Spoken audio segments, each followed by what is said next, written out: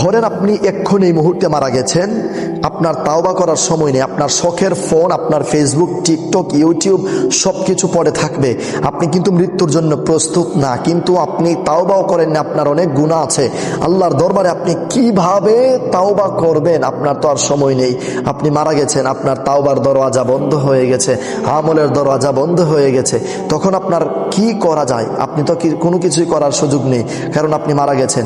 এজন্যে এখন এই সময় আমার ভিডিওটি দেখার পরেই আপনারা একটা নিয়ত করে নিন, 3টি আমল রেখে যান, সদকায়ে জারিয়া, ইলম, নেককার সন্তান। বিস্তারিত সুন্দরভাবে জানতে আসুন আমরা ভিডিওটি কষ্ট করে হলেও দেখি। ধরুন আপনি এই মুহূর্তে এক্ষুনি মারা গেলেন আমার ভিডিওটি দেখার সময়, আল্লাহ না করুক, কিন্তু মারা যাওয়ার পর আপনাকে গোসল করাবে, সাদা কাফন পোশাক পরিধান করাবে, 3টা, মা বোনদেরকে 5টা। আপনার লক্ষ কোটি ফলোয়ার্স থাকা সত্ত্বেও কেউ আপনার কবরে যাবে না, আপনাকে ইন্তেকালের 12 ঘন্টা পর অথবা 24 ঘন্টা পর দাফন দিয়ে দেবে।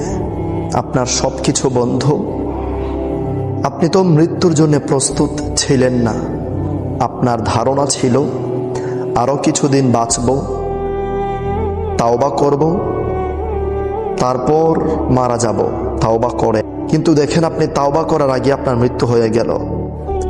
যেভাবে ভূমিকম্প হয়েছিল ঠিক হুট করে, কেউ বলতে পারে না, কেউ জানে না, কেউ প্রস্তুত নয়, ঠিক এভাবেই কিন্তু হুট করে আপনার মৃত্যুটা হয়ে যাবে, আমার মৃত্যুটা হয়ে যাবে।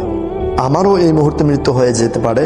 এই যে আমি কথা বলছি এখন, আমার সম্পূর্ণ ভিডিও আমি কন্টিনিউ না মানে বলার আগ পর্যন্তই আমার মৃত্যু হয়ে যেতে পারে। তো তখন আপনি চাইলেও তওবা করতে পারছেন না, আপনি চাইলেও ক্ষমা চাইতে পারছেন না, আপনি চাইলেও আপনার ঋণগুলো পরিশোধ করতে পারছেন না।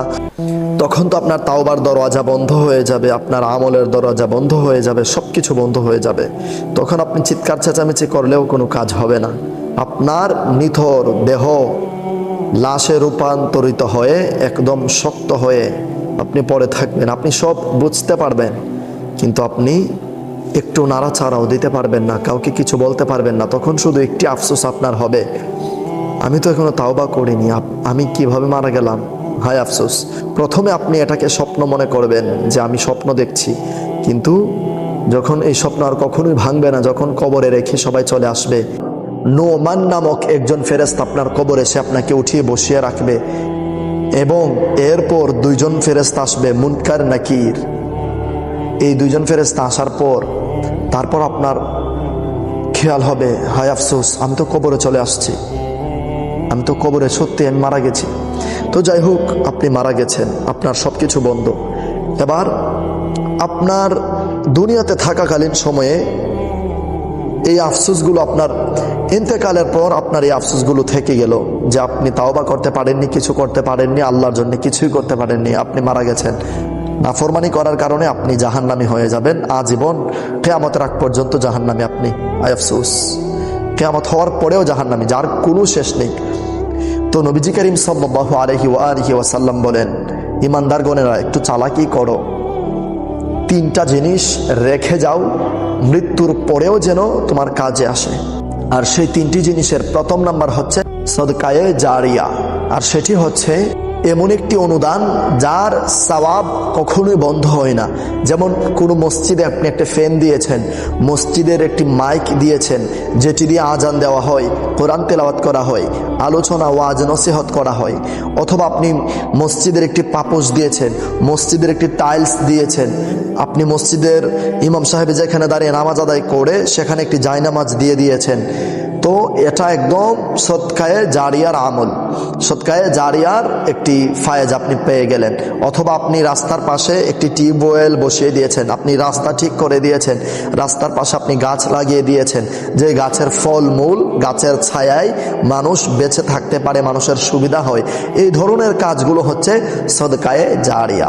2 নাম্বার আমল হচ্ছে এমন ইলম যা আপনার ইন্তেকালের পরেও মানুষ উপকৃত হয়, এমন কথাবার্তা। আপনি কন্টেন্ট বানান না, এমন কন্টেন্ট বানান যে কন্টেন্ট ইন্তেকালের পরেও মানুষের উপকারে আসে, হালাল কাজে উপকারে আসে, মানুষ শিখতে পারে, জানতে পারে, বুঝতে পারে, আমল করতে পারে, মানুষ সঠিকটা বুঝতে পারে। সঠিক ভালো কিছু শিখান, হারাম থেকে বেঁচে। এবং এমন ইলিম মানে জ্ঞান, এমন জ্ঞান যা আপনি বই লিখে যেতে পারেন, কিতাবাদি লিখে যেতে পারেন, আপনি দোয়া মাসলা মাসাইলের বই লিখে যেতে পারেন, আপনি গজলের বই লিখে যেতে পারেন, নবীজির শান মান গজল এগুলো আপনি লিখে যেতে পারেন। তো এগুলো হচ্ছে ইলিম, এমন ইলিম যা ইন্তেকালের পরেও আপনার কবরে যাবে। যেমন আপনি একটি কিতাব লিখলেন, অথবা আপনি এমন একটি কন্টেন্ট তৈরি করে আপনি মারা গেলেন, কিন্তু এই কন্টেন্ট এমন একটি সূরা শেয়ার করেছেন আপনার আইডিতে, সেই শেয়ার করার কারণে লাখো কোটি মানুষ আপনার শেয়ারের মাধ্যমে সূরা ফাতিহা প্রতিনিয়ত শুনছে, এটার সওয়াব আপনার কবরে যাবে। এমন ইলিম, আপনি এমন একটি কিতাব লিখে গেছেন, এমন একটি বই পুস্তক, আপনি এমন একটি কাজ করে গেছেন, যেই ইলিম আপনার ইন্তেকালের পরে আপনার কবরে এটার সওয়াব যেতেই থাকবে। 3 নাম্বার, নেককার সন্তান রেখে যাওয়া। আপনি আপনার সন্তান ছোট না, মোবাইল ফোনটা দিয়েন না। আমার মা বোন, মোবাইল ফোনটা দিবেন না। মোবাইল ফোনটা না দিয়ে বাচ্চাদেরকে খেলাধুলা করার সুযোগ দিবেন, বাচ্চাদেরকে নিয়ে খেলাধুলা করেন। আপনি রান্নাবান্না করার সময় যদি বাচ্চারা দুষ্টুমি করে, তাহলে আপনি অন্য কোনো কিছু দিয়ে রাখেন, কিন্তু মোবাইল ফোনটা দিবেন না। মোবাইল ফোনটার মাধ্যমে অনেক কিছুই হারাম কাজ, অনেক হারাম নর্তকী চলে আসে, বাচ্চারা এসব দেখে দেখে শিখতে থাকে, আর বড় হয়ে মোবাইলের প্রতি আসক্ত হয়। জেনা ব্যভিচার অল্প সময়ে শিখে নেয়, হারাম কাজ খারাপ কাজ অল্প বয়সে শিখে নেয়।